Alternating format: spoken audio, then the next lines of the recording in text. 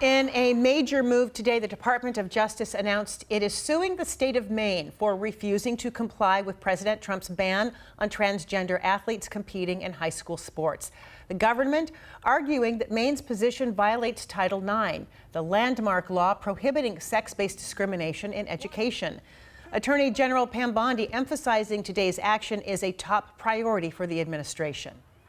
We have exhausted every other remedy. We tried to get Maine to comply. We don't like standing up here and filing lawsuits. We want to get states to comply with us. That's what this is about. This latest legal confrontation escalating tensions over transgender rights between the Trump administration and Democratic-led states like Washington. Joining us live to discuss, King 5 political analyst and former state attorney general Rob McKenna. Rob, thanks so much. We want your take on several headlines dominating the news this week. We're going to start with the DOJ's lawsuit against Maine. How do you see this all playing out in court? Well, it depends on how the courts interpret Title IX, which is a federal law that protects the rights of girls to compete in high school sports in this case.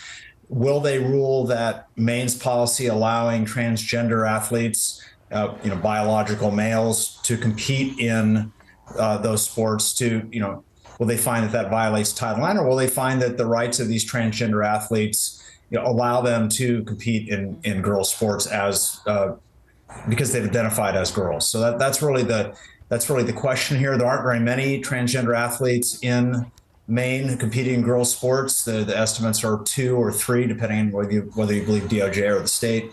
But it's the principle involved that really matters here.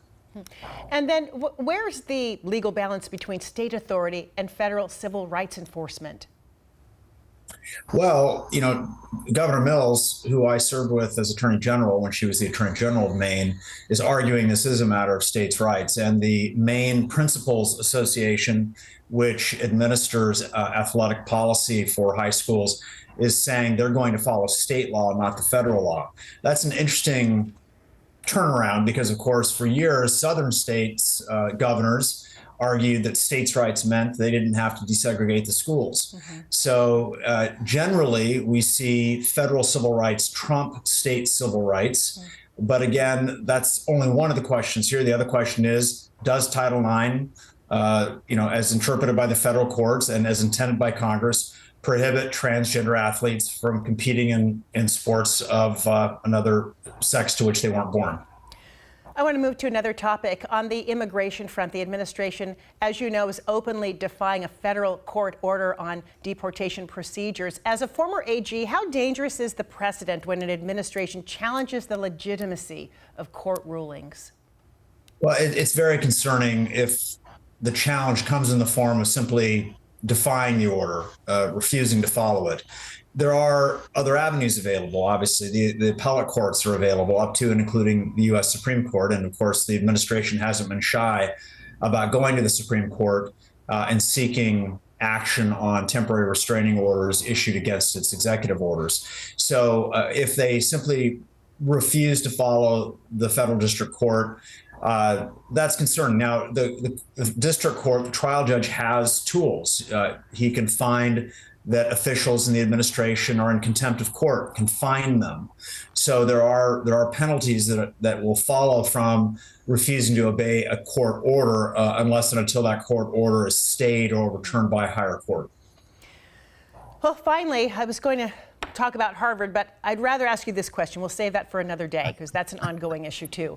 What advice would you give to state attorneys general across the country, Democrat or Republican, who are either resisting or aligning with the president? There were very few lawsuits challenging the federal government when Chris Gregoire was Attorney General, when I was Attorney General after her.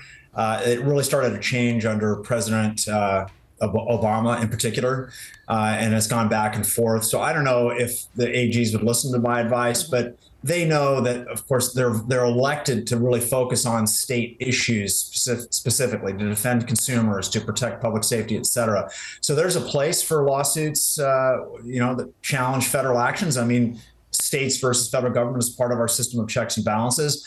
But every attorney general has to decide how many resources they're going to put into it. Are they going to sue the Trump administration 100 times, as has happened in the past, or are they going to be more measured? It really remains to be seen. And I don't think they know the answer to that question, because we're only 3 months into this administration. More than 100 executive orders have been issued, and AGs are going to reserve the right to, defend the law as they see it, or to defend the administration's actions as they see them. So I will tell you that from attending a recent AG conference, that the Democrats are really concerned about the strain all these lawsuits is putting on their offices. So it's not easy for them. Yeah, I mean, all of them cost money for every Yes. state. Rob McKenna, it's so good to see you. It's been a while. We'd love to have you back sooner rather than later. Thanks Harvard. so much. We must talk about Harvard, Joyce. I'm out of time, so we'll have you back maybe Another before the time. week's out. Maybe before the week's out. Appreciate it. Very good. Okay. Thank you.